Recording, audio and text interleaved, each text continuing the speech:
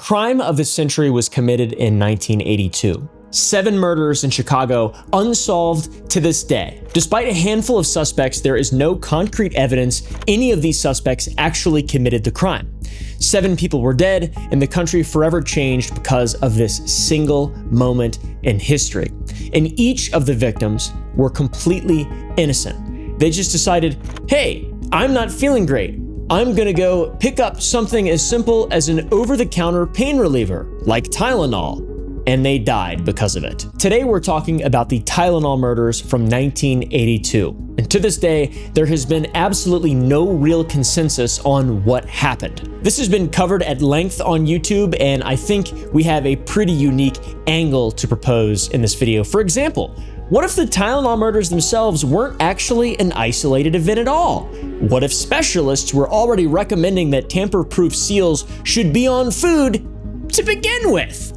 What if there was a network of publications that were already teaching people how to get away with murder and poisoning people in their lives that they didn't like?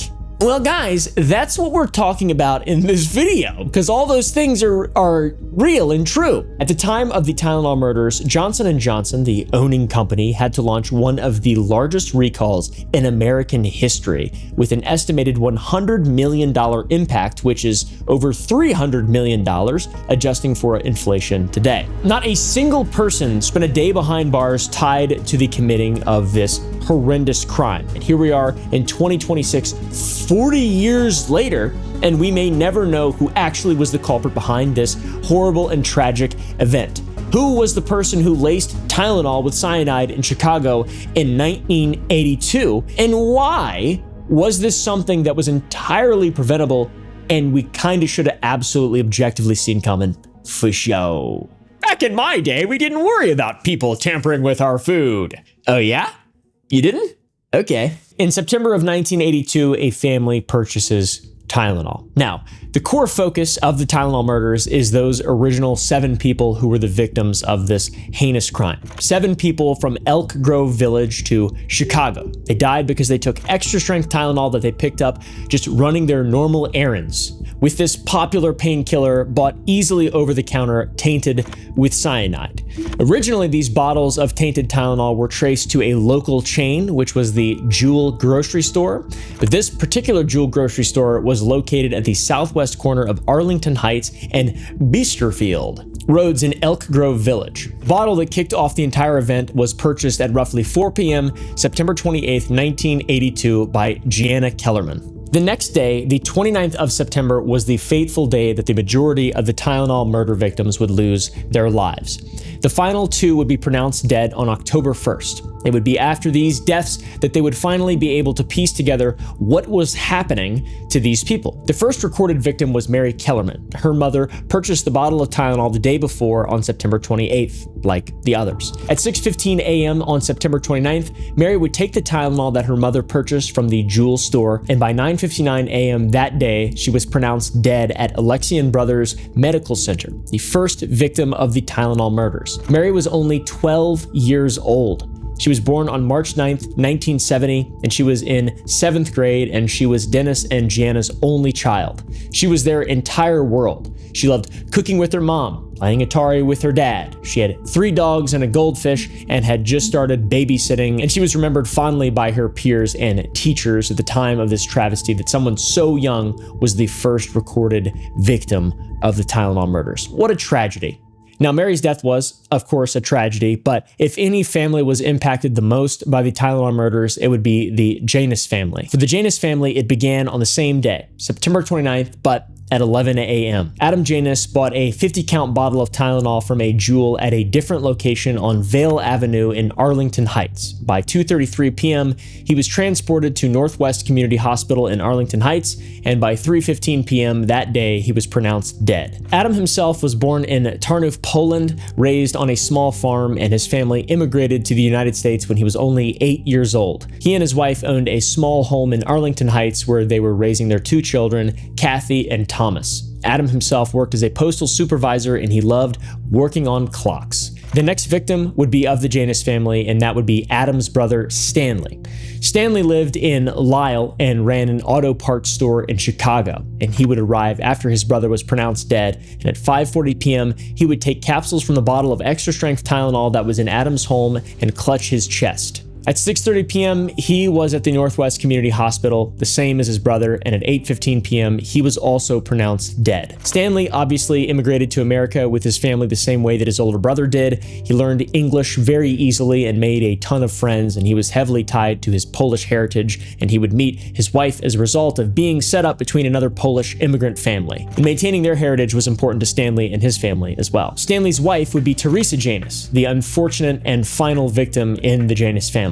At 5:40, she also took the extra-strength Tylenol, and at 6:30, she was also brought to the hospital, same as her husband, and at 1:15 p.m. on October 1st, she was taken off life support and pronounced dead. She survived a little bit longer than her husband, but only because the machines were keeping her alive. Terry was born in 1962. She grew up in America. She was only 20 years old.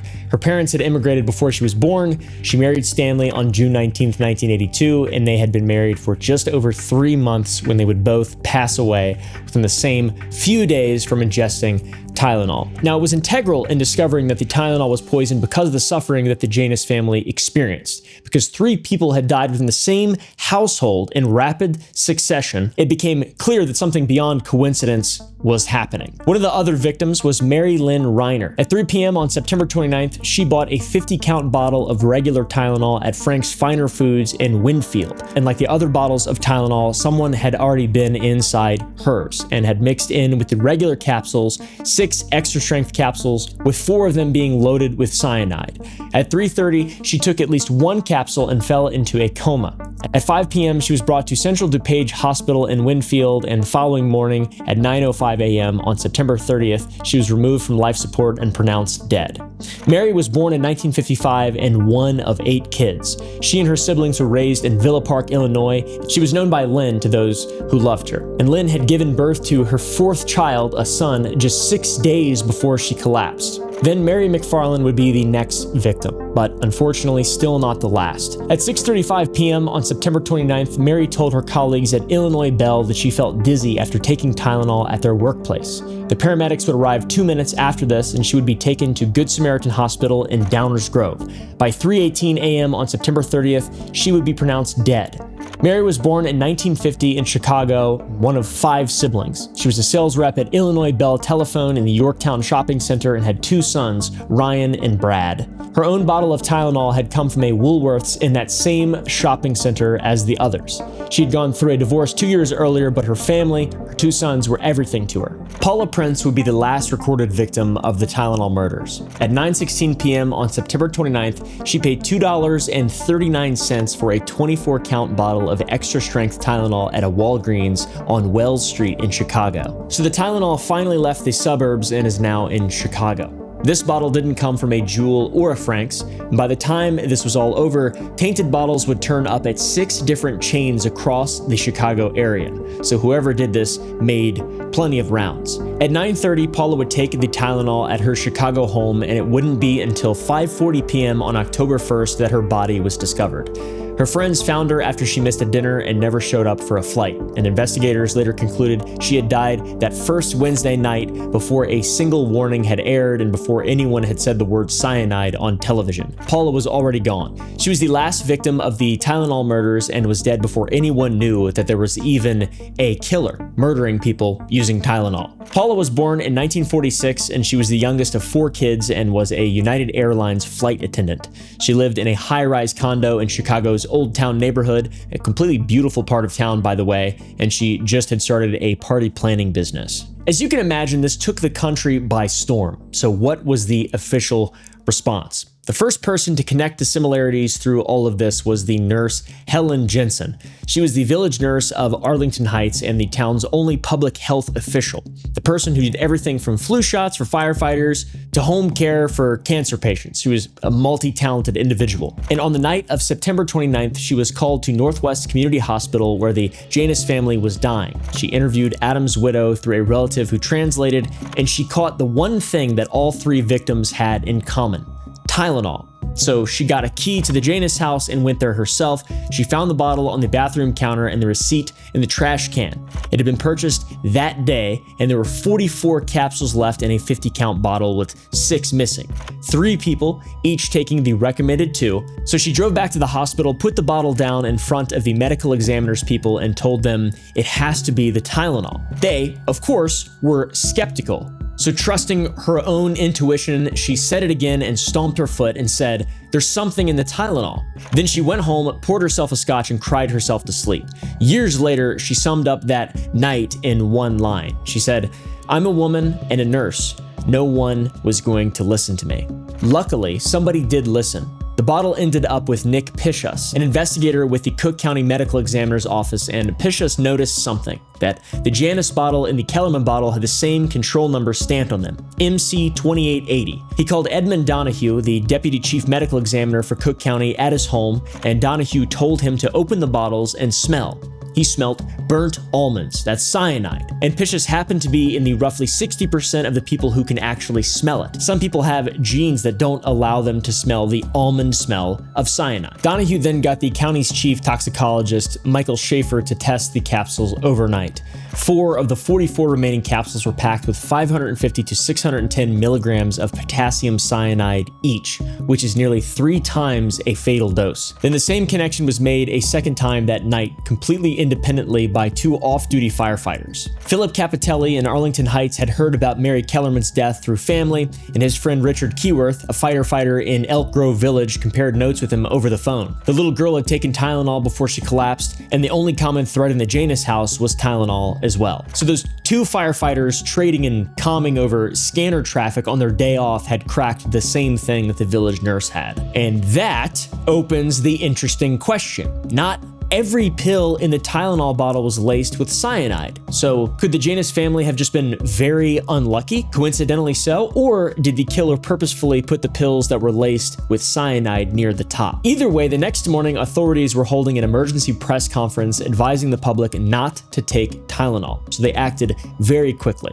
Some towns pulled bottles off the shelves and sent police down the streets with bullhorns telling people to throw theirs out. Johnson & Johnson issued an official recall of lot MC2880. However, tainted bottles from other lots were being discovered, including Mary McFarland's, which traced back to lot 1910 MD out of a plant in Round Rock, Texas. The Kellerman and Janus bottles had been made in Pennsylvania at 2 different factories, and there was one poisoning pattern, which meant the poison almost certainly went into the capsules after the bottles reached Chicago. So they expanded the recall to any extra-strength capsules because it was the capsules that the perpetrator was able to pull open and lace with cyanide. In the end, 8 tainted bottles turned up across the Chicago area. 5 of them killed people, and the other 3, one sitting on a shelf at an Osco drugstore at the Woodfield Mall in Schaumburg, was packed with 14 poison capsules. One returned anonymously to a Dominick's in Chicago with 11 capsules, and one was bought at Frank's Finer Foods in Wheaton by a woman named Linda Morgan, who was the wife of a DuPage County judge who turned her bottle into police after hearing the Tylenol warnings.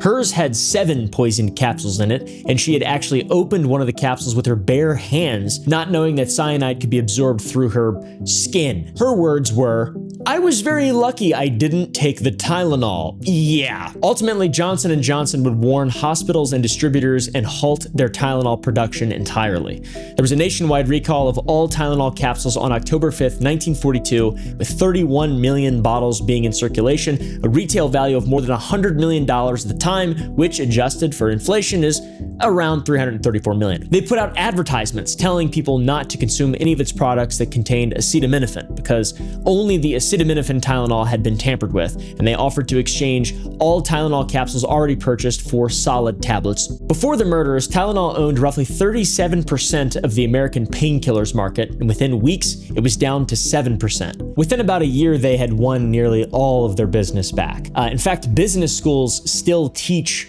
their recovery. This video is sponsored by Sour Boys Sour Candy. That's right, friends and family, I have my own candy company. How did I get that? Well, I got this possum from another realm. His name is Zolk, and I asked him to make me the candy, and he did. How cool is that? And then now I've got a website with all the candy on it, and we do 4 new flavors every single month of sour fruit gummies made with real fruit purees, natural flavors, dyes from fruit and vegetables, 35%, 30% less sugar, depending on the leading brand's product, guys, with more stuff coming soon. Comment down below what you want to see us make. Would you buy creatine gummies? Because they might be coming pretty soon. How about a focus gummy? Maybe a gummy with taurine, maybe a gummy with caffeine, maybe the belts might be coming back extremely soon if I can sign over my life, essentially. Maybe, I don't know. We're reformulating them right now, but in order to do it at scale, it's really difficult. Running a business is hard. This YouTube is easy. So who was behind these murders? At the time, discovering that all these pills had been laced showed that there was likely no tie to any specific victim unless the individual was planning on killing someone specific and then just seeded cyanide-laced tablets everywhere. They just wanted to kill one person and then they just decided to kill a lot more people. They would have had to assume that the individual they wanted to kill had actually gone and purchased the Tylenol and waited for them in the store. But based on this series of what seems like purely chance events, it appears that the culprit just wanted to mass poison and kill as many people as possible, which put all law enforcement in a difficult position. The local police hypothesized that someone had taken bottles off the shelves in the local stores in the Chicago area and placed the potassium cyanide in some of the capsules and then just put those bottles back on the shelves. The FBI got a little bit more creative. In early 1983, they went to Bob Greene, a columnist at the Chicago Tribune who heavily covered this case and has been cited as a source within this narrative and within this video that we are releasing now. The FBI went to him with a strange request: publish Mary Kellerman's home address and the location of her grave. Her parents agreed to this. The thinking came from the Bureau's profilers who knew that killers like this sometimes visited their victims. So the column ran, and for months, investigators quietly watched the house and the headstone, waiting. Nobody ever came. One of the few pieces of evidence that we have is a surveillance photo of Paula Prince, the final victim, purchasing her cyanide-laced Tylenol at the Walgreens store in Chicago. There's a bearded man visible in the frame behind her, and police released the security film 3 weeks later, hoping someone might recognize him. Nobody ever conclusively did, as security footage looked like back then. Still does now somehow. But years later, a Kansas City detective who worked the case would insist the bearded man looked like the prime suspect we are about to meet. Looked like, by the way. That's as far as it ever went. He looked like him. There was one main suspect in the Chicago Tylenol murders, a man from Massachusetts named James W. Lewis. He was a former Chicago resident who was, until his death in 2023, living in Cambridge, Massachusetts. He, for decades, had been linked to the Tylenol murders and would be sentenced to a 10-year prison sentence for an extortion effort tied to the Tylenol killings, in which he sent a letter to Johnson & Johnson claiming he could stop the killing in exchange for $1 million. Between the extortion and a separate fraud case, he would end up serving about 13 years. And when the FBI finally caught him in December of 1982 after a nationwide manhunt, he wasn't hiding in a bunker. He was sitting in a New York public library reading newspapers.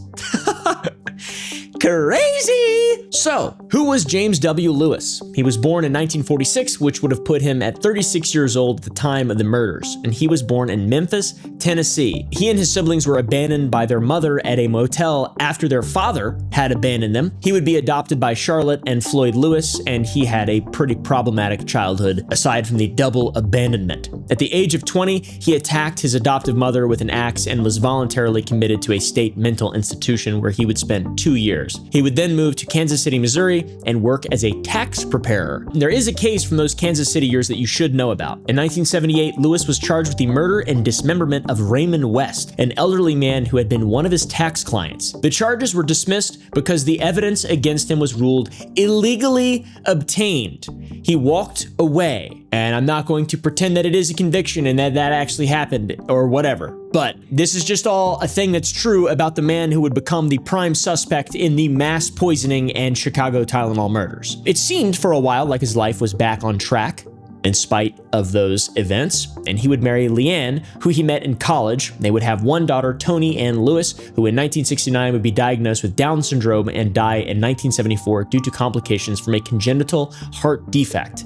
This is where his beef with Johnson & Johnson comes into play. Lewis claimed that the heart sutures used in his daughter's surgery were manufactured by Ethicon, a subsidiary of Johnson & Johnson, and he blamed that company for his daughter's failed operation. He would go on to give multiple interviews where he would cite grief as his main motivation for writing the 1982 extortion letter, and he claims he was never involved with the actual poisoning and just wanted to capitalize on this company he perceived as evil in causing the death of his daughter. He would call his letter an emotional outburst, but the letter had a second target, and this is where the story gets more and more strange. The account that he told Johnson & Johnson to wire the money to was not his. It was the payroll account of Lakeside Travel, which is a Chicago travel agency his wife used to work for.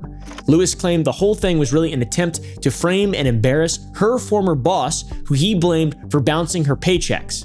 So, is it grief over the daughter, or is it a frame job on a travel agent? Lewis told both stories for decades. Now, of course, the story changed again. That was a story that he told for decades until a documentary that aired in 2025 after his death in 2023 contradicted him heavily. Who told the story? Lewis did. Lewis contradicted the story that he had told. He stated that he wasn't actually angry with Johnson & Johnson, and he clarified that his daughter died from natural causes and that it wasn't a failure of the sutures, and that he doesn't really know why he wrote the extortion letter. He was ultimately convicted of extortion and having a possible motive, but he denied any involvement with the poisonings until his death. So it's very important to note that we do not have any actual concrete evidence linking Lewis to the murders at all. We just have the extortion letter and ultimately his extortion conviction, but there's nothing linking him to the genuine murders, the Tylenol murders.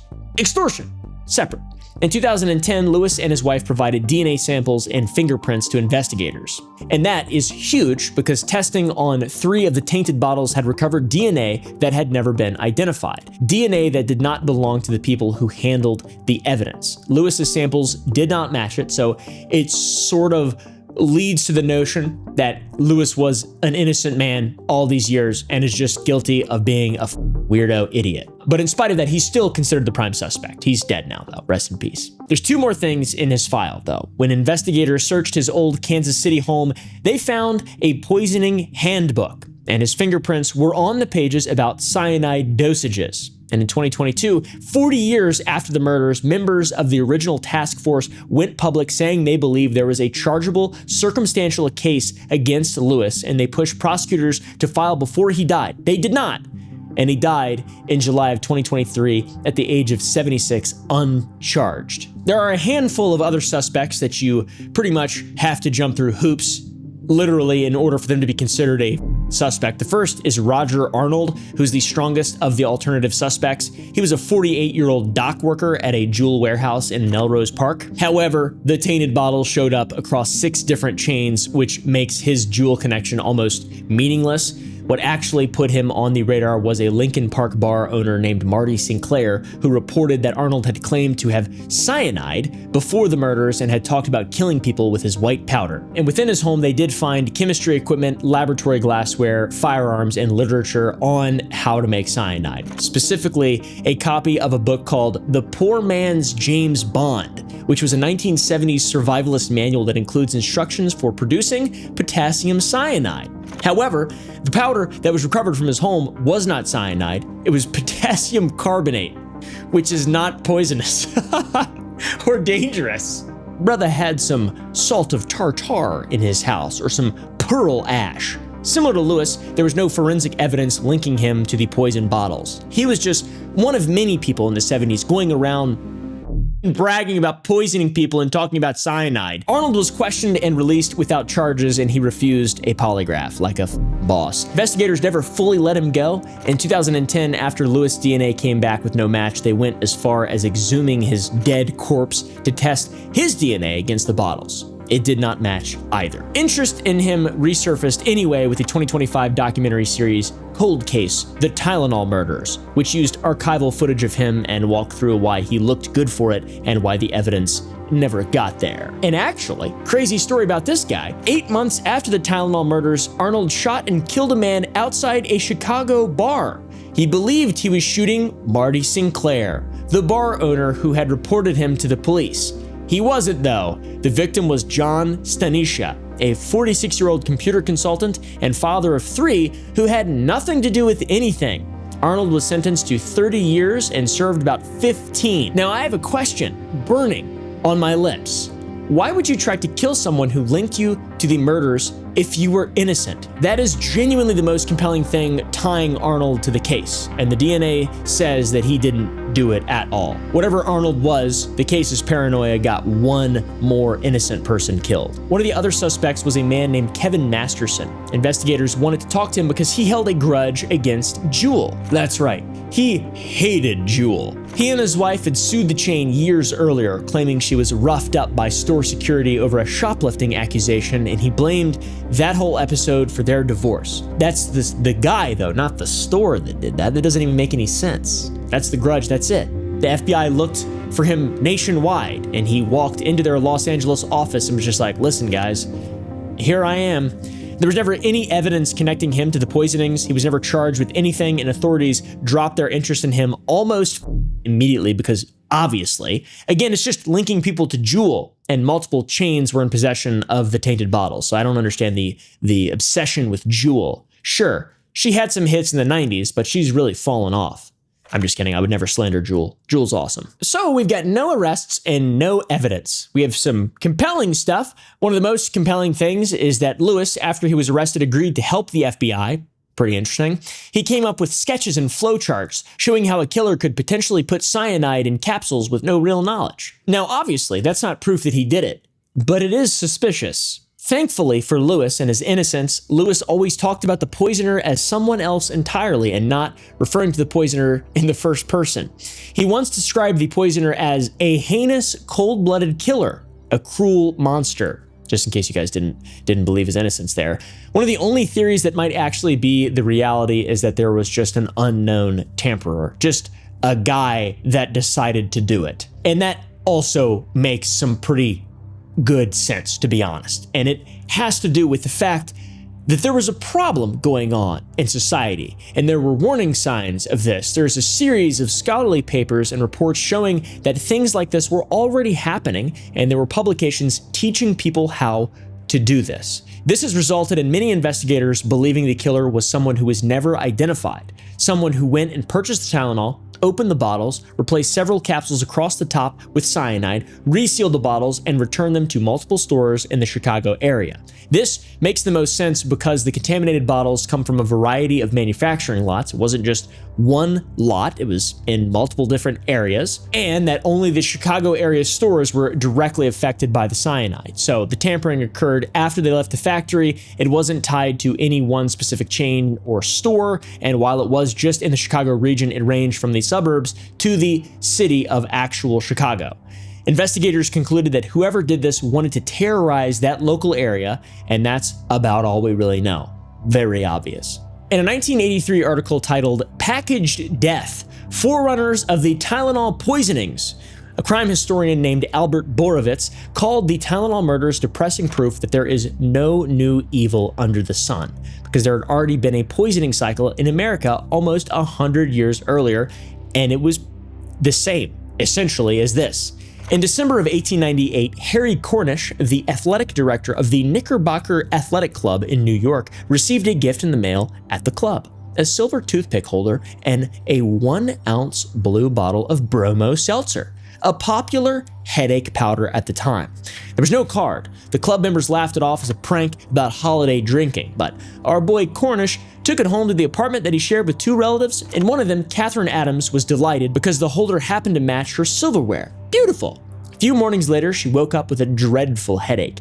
Cornish mixed her a dose of the Bromo Seltzer. She drank it, complained it tasted bitter, and Cornish took a sip himself, just to see. Someone had mixed cyanide of mercury into the powder. Mrs. Adams was dead within an hour, and Cornish barely survived. He was the actual target. And get this, the bottle itself wasn't a real bromo seltzer bottle at all. The police found that the killer had washed the label off a genuine bottle and pasted it onto a smaller chemist's bottle, the kind used for cyanide, then faked the paraffin seal on top.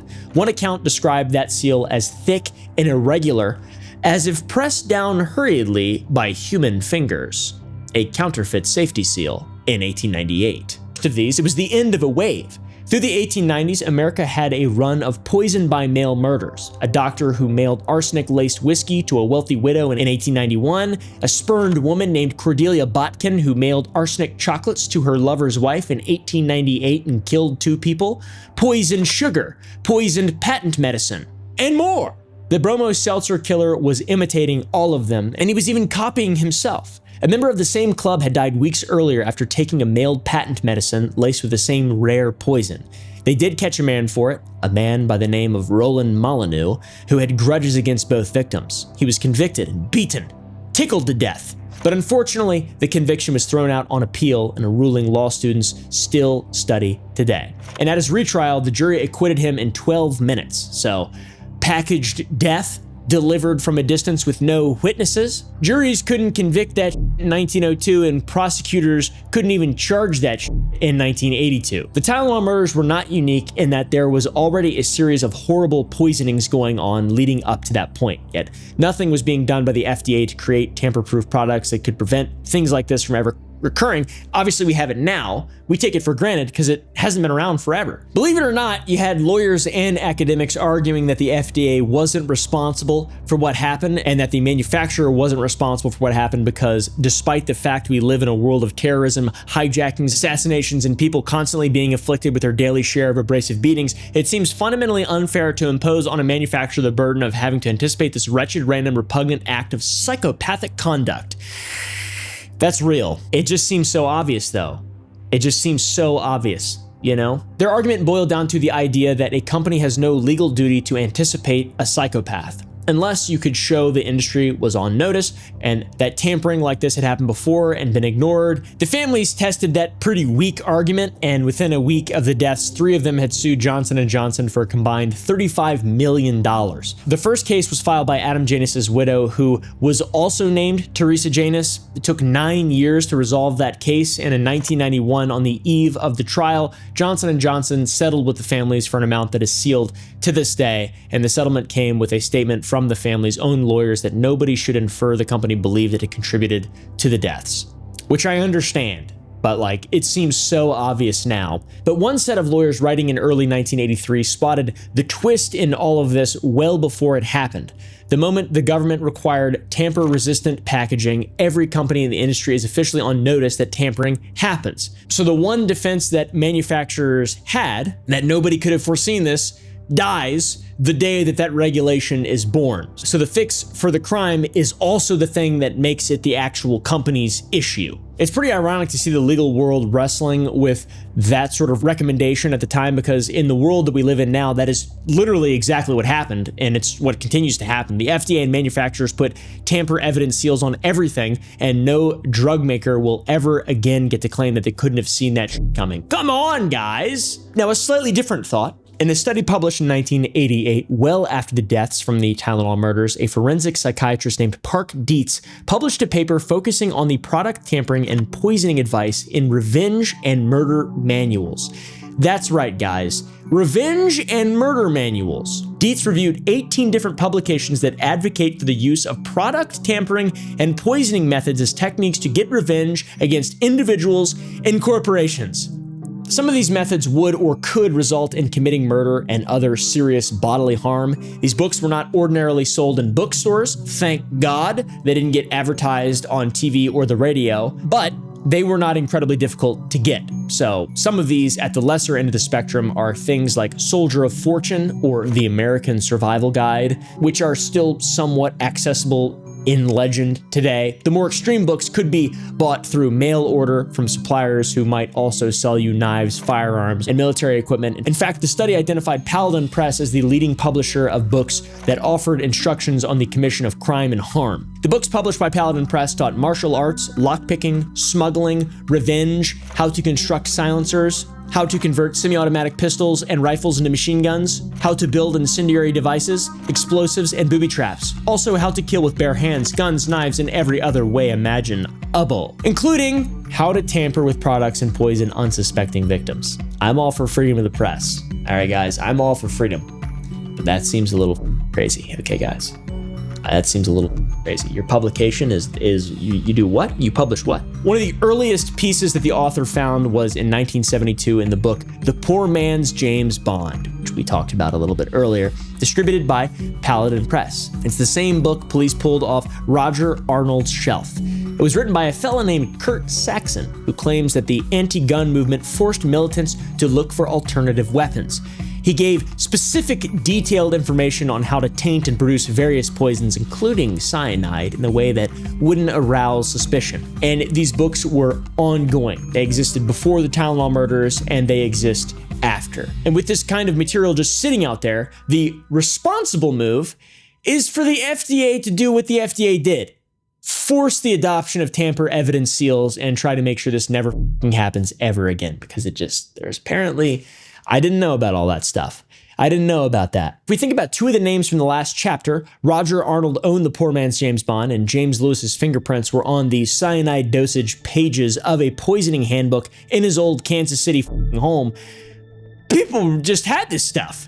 Nobody's ever proven either man touched those bottles, and the DNA actually cleared Arnold, but the literature that Dietz warned about was not theoretical. It was on the shelves of both men investigators liked most for the crime. Almost immediately after it was identified that Tylenol was causing the deaths, Johnson & Johnson began working with the FDA to improve the safety and security of all of its products. 43 days after the deaths, Tylenol came back to store shelves in a new triple-sealed package. Glue flaps on the outer box, a plastic shrink seal around the bottle's neck, and a foil seal over the mouth of the bottle. Genius, honestly. In that November, the FDA published its own rule requiring tamper-resistant packaging on essentially all of the over-counter drugs. Specific wording: tamper-resistant, not tamper-proof. Nothing is truly tamper-proof, and the regulators have been careful never to claim otherwise. The capsules in the Tylenol bottles after all this were still the same two-piece capsules that anyone could pull apart, so eventually in 1984, Johnson & Johnson introduced the caplet, a solid tablet pressed into the shape of a capsule. Nothing to open, nothing to fill. Tylenol, kind of a W. Then, in 1986, they proved why all of this was important and why it still wasn't enough to do all the things that they did. In February of that year, a 23-year-old named Diane Elsrath took extra-strength Tylenol capsules at her boyfriend's family home in Yonkers, New York. The bottle had come from a sealed, tamper-resistant package bought at a local supermarket. Capsules had cyanide in them anyway. She died. Her case has never been solved either, and within days, the head of Johnson & Johnson announced they were done making over-the-counter capsules entirely. In his words, he said, "I wish we had never gone back to marketing these capsules." 3 years later, the FDA required every remaining two-piece capsule on the market to be sealed shut. Ultimately, Congress would respond by enacting what is known as the Tylenol Bill, but the formal title of the measure was the Federal Anti-Tampering Act, was signed in October of 1983. Tampering with consumer products was now a federal crime. It would actually be in 1988, the same year Dietz published that study of the poisoning literature, before the first person was sentenced for a tampering death under this legislation. And she was given a 90-year term for contaminating Excedrin capsules with cyanide. Stella Nickel had killed her husband with a contaminated product, as well as another woman. A complete stranger named Sue Snow, who happened to buy a bottle Nickel had planted on a store shelf in order to create the impression of a random poisoning, all in an effort to increase the sum of insurance money. Now, we do have a hint of one of the earliest investigations of this, and it comes from a place that you may not expect. An FDA chemistry lab. The specific potassium cyanide used in the poisoning could have only come from 3 different manufacturers based on what trace elements were in it. In case you didn't know, guys, many people can just make the compounds that they want, but the ratios of trace elements in any batch vary from manufacturer to manufacturer, and the FDA's scientists call that a fingerprint. But the 3 manufacturers that could have produced this particular potassium cyanide would have been Degussa in West Germany, ICI in England, and DuPont in the United States. The analysis indicated it was most likely made by DuPont. Of course. However, there were more than 65 legitimate users of cyanide within Chicago alone, which is insane. Who uses cyanide?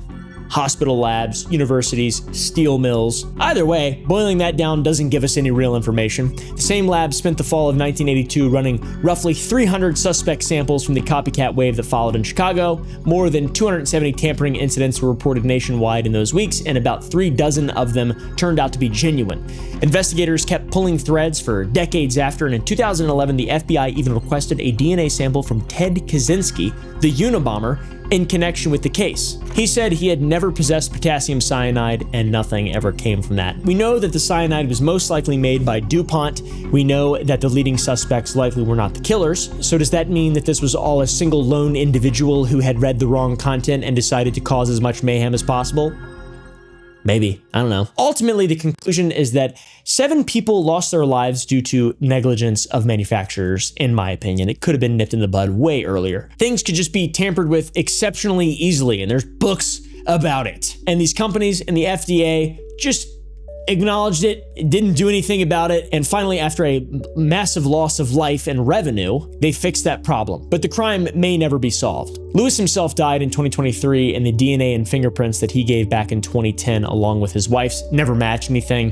So there's no link between Lewis and the crime beyond his extortion charge, and the other potential suspects don't line up with what we know about the tampered Tylenol. So whoever actually did buy the bottles, laced them, planted them back, and left absolutely no trail whatsoever. So it's understandable why this has been called the crime of the century, because it, very similarly to the case of D.B. Cooper, likely will never be solved. I can't see us ever finding out who actually did this. It's now been 44 years since the crime took place, and we are nowhere closer to discovering who committed the act.